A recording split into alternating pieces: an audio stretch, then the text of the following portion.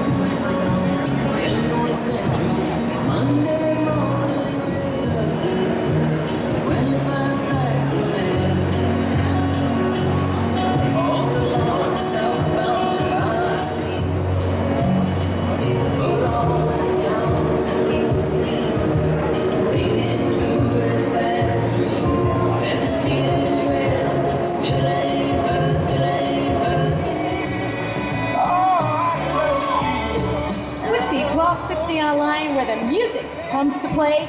Lisa Jordan broadcasting live from the IX Center here in Cleveland, Ohio at the 49th annual Piston-Powered Autorama. We are having a great time out here. There are a ton of cars out here. If you like cars, there is not a car that I can see in the place that is not fantastic. So come on out today. We are going to be broadcasting live until 10 o'clock tonight. Again tomorrow from 10 a.m. till 10 p.m. and on Sunday from 10 until 6. Come on out, I promise. You are going to have fun, fun, fun. Right now, this is the Beach Boys here on WIXY1260 Online, the heart and soul of rock and roll. Mark Allen holding down the fort. Gee, is that you on there? Yeah. Back in the day, right? It is. Yes, it is. He said he had the other ones, but I don't know where they are. Okay.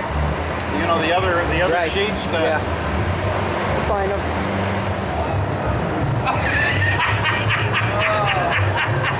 I love it. Well, how the tides have turned, huh? That's okay. Yeah. That's funny. That's funny. It looks funny to someone else using their camcorder. Got a big enough battery on this thing? That's what I said to Artie. I'm crazy. That thing lasts over 3 hours. It's huge. I need it. When you do a wedding, you need something like that.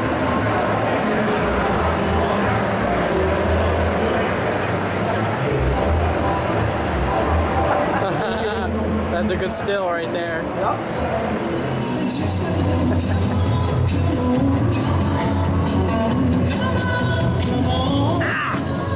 Ugly funny. So serious. Say something, Z-Man. WIXY1260 keeps on trucking. We're gone bananas, baby. Here's your talent.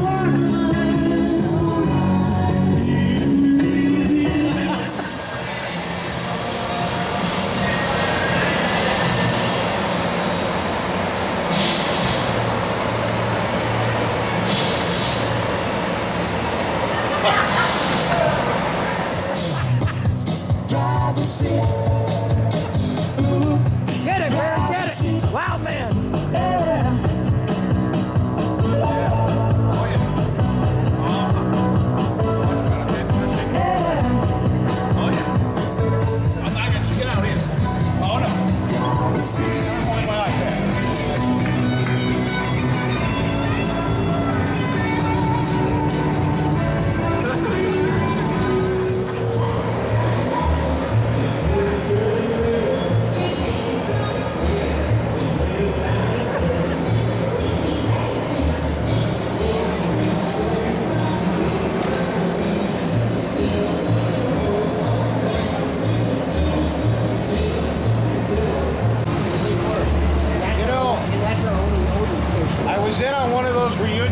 Did you? And we were going to go down to Captain Frank's, but we were on everybody was on man.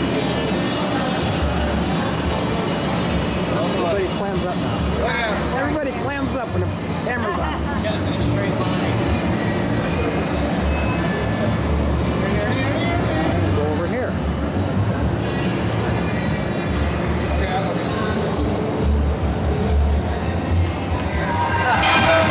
Okay, everybody, that's Tavares at WIXY1260 Online. and everybody's got to have a little good loving. Here we are at the 49th annual IX Center Rock and Roll Show. We like to call it Rock and Roll Show. It's actually the car show. And thanks to Lisa Jordan, I'm Mark Allen. She let me get back in here. We have a very, very well-known guest who's been on the radio all over the country. You may remember him on the night train at WGAR years ago. He's also been on Sirius XM many years on Sirius Gold Channel 5 and also on WCBS FM in New York 101 and many other things. Norm and Knight is with us today. And Norm, it's good to see you again, buddy. Well, it's wonderful being here. I'm telling you, what a group of people that you have working for and keeping the sound of WIXY1260 alive and well. Congratulations to each and every one of you. Thank you so much, Norm. And of course, you know, you're a guy that just never says the sunset has arrived. You've always got something new. I understand you're working on the new book. Can you tell me about that, Norm? Well, you know, it's interesting that my first book, Rock On, came out in November of '74, so that's over 40 years ago, and there have been 8 different publications. And one of the books I wanted to do for the longest time, next year will be the 30th anniversary that Cleveland got the Rock and Roll Hall of Fame. Cleveland was awarded the Hall of Fame on May 5th of 1986. So I talked to my editor in New York, and I said, you know what, I'd love to be able to do the book on how it all came about, because there were so many fascinating stories about how this transpired. So we got the blessing from the Rock and Roll Hall of Fame, which was wonderful to be able to say, go ahead, and we got the official book. And I'm going to be sitting down with a writer in New Jersey, Brian Averback, and we are going to be able to put this book together by my agent right now in New York is putting the finishing touches to the proposal. And we got about 20 different publishing houses in New York that are looking at it. We hope to have a publisher named soon and be able to tell the story, because it is so fascinating about how these little things, because this all started really back around 1981-82 here in Cleveland, when I was talking to a gentleman by the name of Hank LeConte, who had a dream about putting a Hall of Fame here in Cleveland. And all the things that transpired over the years that made it happen, that Cleveland was awarded the Hall of Fame in 1986, and now it's been already, since 1995, 20 years this September since it opened, and already over 10 million people have come to Cleveland because of the Rock and Roll Hall of Fame. And again, so we'll keep you in tune as far as what's going on, the development of the book, and all the different people we'll be talking to and interviewing, and it's going to be so many different things in this book you won't believe. And I'm really excited about it, but you're the first to hear about it. And hopefully next May of 2016, we'll be able to celebrate and talk about that book. So there you go. You got it from the horse's mouth. That's Norman Knight talking about another book. He already has, I think, 7 of them. 8 books. He's already got 8 books out on various parts of music, and he knows everybody. I've seen this guy's little black book. It's like a big phone book. He's got everybody's number and their days of their birth dates and that sort of thing. And of course, these 8 wonderful books. Now a new one coming out next year, and that's just great. Norm, we're so glad to hear it. Stay with us. We'll play a little bit of music, and then we'll talk a little bit more about your involvement with the how the Rock and Roll Hall came to Cleveland. You're listening to WIXY1260 Online.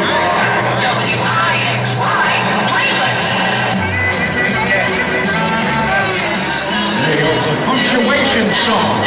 Coming down. Break it up is hard to do. That's Neil Sedaka at WIXY1260 Online. Mark Allen, one of the original WIXY1260 DJs. So proud to be here at the IX Center show with one of the greats of Cleveland broadcasting, a real professional and a very nice man, Mr. Norman Knight. Norm, there's an anniversary coming up, you were telling me tomorrow. What's that? The birth of rock and roll occurred here in Cleveland, Ohio on Friday, March 21st, 1952. So tomorrow we'll commemorate 63 years that Alan Freed decided with Leo Mintz from Record Rendezvous to do a show at the Cleveland Arena. That was the spark that ignited rock and roll. And the rest is history.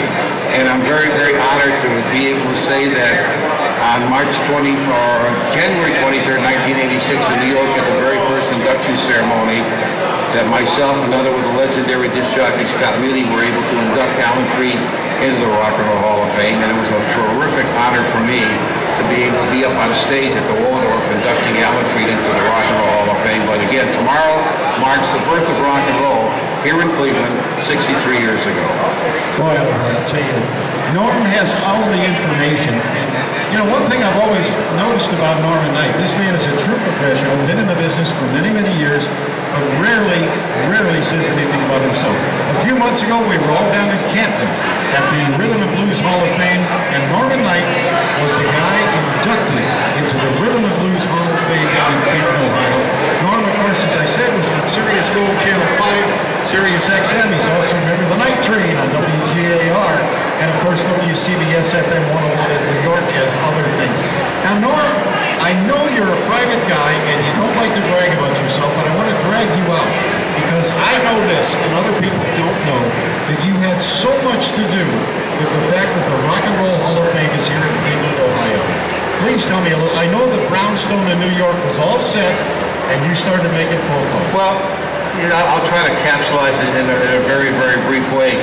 But what happened was this, that it was in 1982 that I got a phone call from Hank Riccardi, and he said, I know you're in New York and you're doing things, everything else. He kept talking about the Hall of Fame. Well, we started putting together a board in New York City in 1983 and 84. And then people in Cleveland found out that there were people that were working on putting the Rock and Roll Hall of Fame together in New York City. And Hank Riccardi called me up and he said, could you come to Cleveland? And I did in May of 85. And I met at that particular time with Mike Benz and Bill Smith, who was the station manager of WMMS, and Jules Belton, and just a lot of people.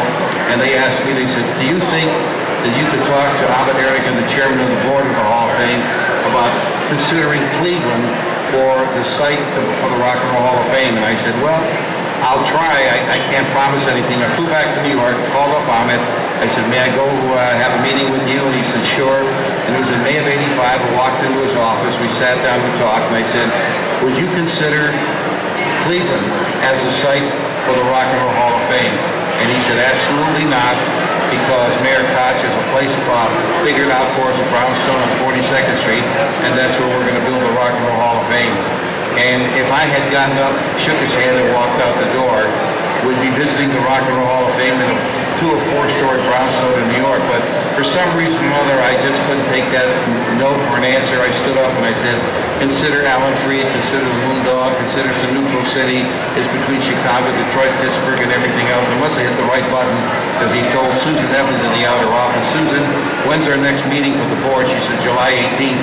He says, tell Norman that his people can come to New York and pitch the Hall of Fame. I came back to Cleveland. I told the people, they came here out to New York City on July 18th of 85. And again, they worked very, very hard, all the people here in Cleveland. And on May 5th of 1986, we were awarded the Hall of Fame. So the point I'm trying to make in this is this. If you believe in something, never take no for an answer.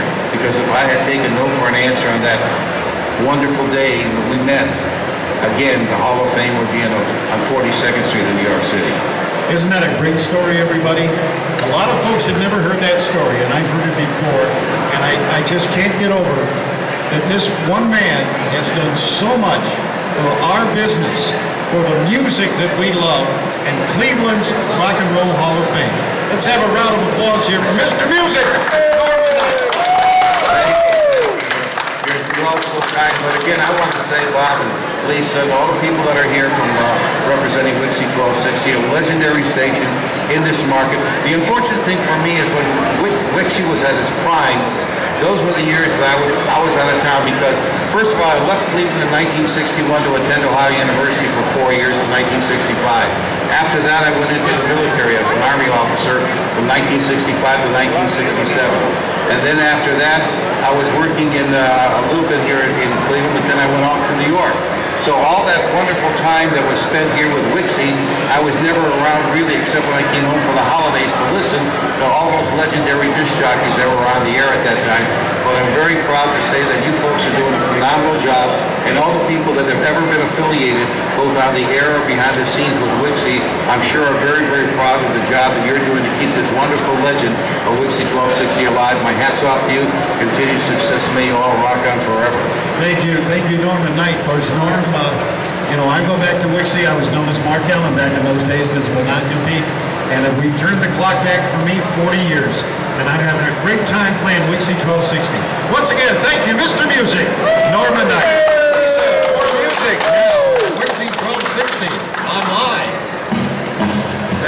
nice. Thank you all.